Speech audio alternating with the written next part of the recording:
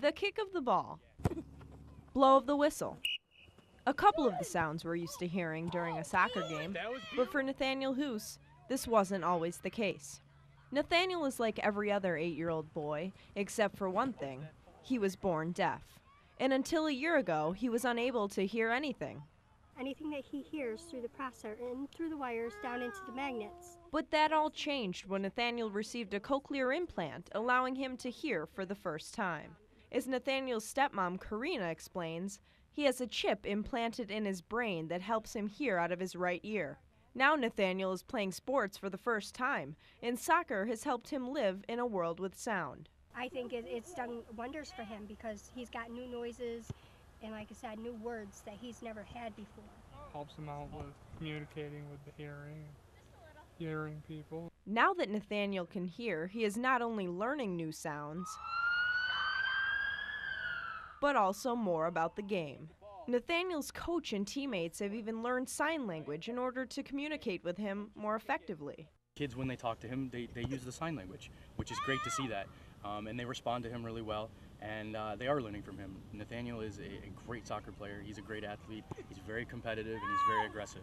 Doctors say Nathaniel still has a long way to go until he's able to comprehend the sounds around him. His parents, on the other hand, say he's mastered one thing: selective hearing. So we just found that part out just recently, going back out to the doctor's office, because it was like, well, we have to stand on top of him to get him to hear us. And they're like, oh, he's fine. He's just learned how to ignore you. Nathaniel will be back on the field in the spring for the start of baseball season. Reporting in Oneida, I'm Alicia Pennisi.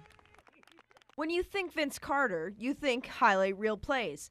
But soon, you may see him in a new role. Carter, along with many other NBA stars, are flirting with retirement, most of them thinking, what's next? Well, for this group of athletes, the answer is going back to school, this time to Sportscaster U. We're coming here to learn, and hopefully all of us have a career after basketball. So I wanted to come here and just ask as many questions as possible because I want to prepare myself for life after basketball. And when you see guys who are having success in the NBA right now, who've played before and are doing great jobs. This is the 4th year of Sportscaster U at Syracuse University. Ex-players like Malik Rose and Brevin Knight have landed analyst jobs after completing the program. CBS Sports' Dave Ryan coaches the players through the 3-day program that acts as a training ground for these aspiring NBA analysts. The players say it's definitely a different experience being an analyst as opposed to on the court.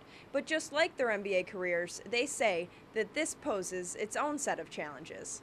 The preparation that goes into it, they teach you step by step in a short amount of time on what it takes, and you know, it's up to us, the students, to how fast we can grasp it, you know, to move on.